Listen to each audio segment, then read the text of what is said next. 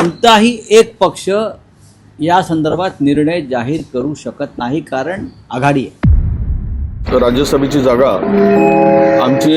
आमचा राष्ट्रीय पक्ष आहे, त्यामुळे राज्यसभेची जागा आम्हाला मिळावी, विधान परिषदेची जागा उद्धव ठाकरे साहेबांनी घ्यावी असा आमचा आग्रह होता.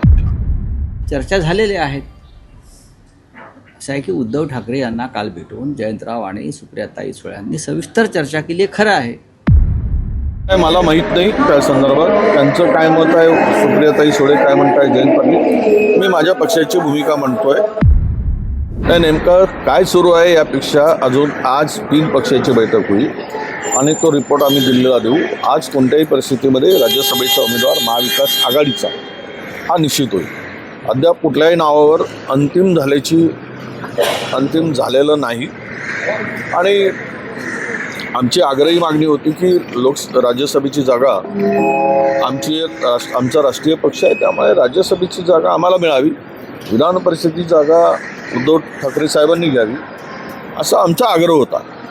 पण शेवट आम्ही 3 पक्ष मिळून आघाडी बनवून आहे, त्यामध्ये जे काही ठरेल ते अंतिम राहील. ते हायकमांड आमचे ठरवतील. ही सगळी चर्चा झाल्यानंतर त्यावेळेस अंतिम निर्णय. अद्याप कुठलाही निर्णय झालेला नाही.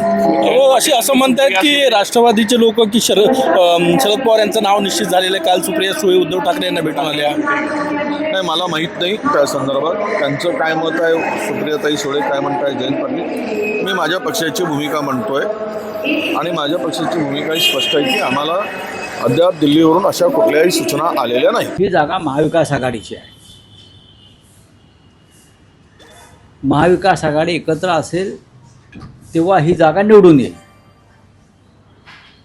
शिवसेना हा विधिमंडळात महाविकास आघाडीतला सगळ्यात मोठा पक्ष आहे. आमचे 20 आमदार आहेत, 16 काँग्रेसचे आहेत, 10 राष्ट्रवादी काँग्रेस शरद पवारांचे आहेत. आम्ही जेव्हा एकत्र राहू तेव्हा एक जागा निवडून येईल आणि एकत्र राहणं गरजेचं आहे.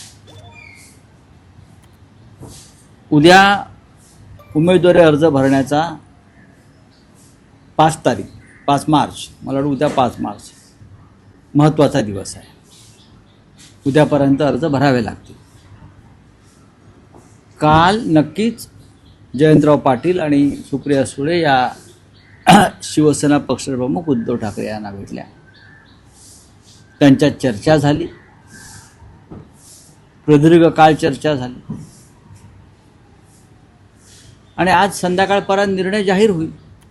कोणताही एक पक्ष या संदर्भात निर्णय जाहीर करू शकत नाही, कारण आघाडी आहे. जागा कोणी लढायची हा आघाडी म्हणून निर्णय जाहीर केला जाईल.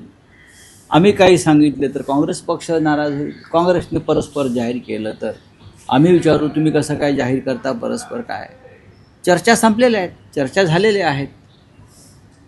असं आहे की उद्धव ठाकरे यांना काल भेटून जयंतराव आणि सुप्रियाताई सुळे यांनी सविस्तर चर्चा केली आहे. खरं आहे, पण निर्णय जाहीर करणं हे कोणत्याही एका पक्षाच्या हातात नाही. ते 3 पक्ष एकत्र येऊन त्या संदर्भात अंतिम निर्णय होईल आणि मग तो निर्णय जाहीर केला जाईल. बघा, दिल्लीतल्या काँग्रेस नेत्यांनी शिवसेना पक्षप्रमुखांशी चर्चा केलेली आहे आणि वारंवार ती चर्चा सुरू आहे. आणि काल राष्ट्रवादी काँग्रेसच्या 2 प्रमुख नेत्यांनी शिवसेना पक्षप्रमुखांची चर्चा केली. 3ही पक्षामध्ये चर्चा संवाद हा सुरू आहे आणि तो संपलेला नाही.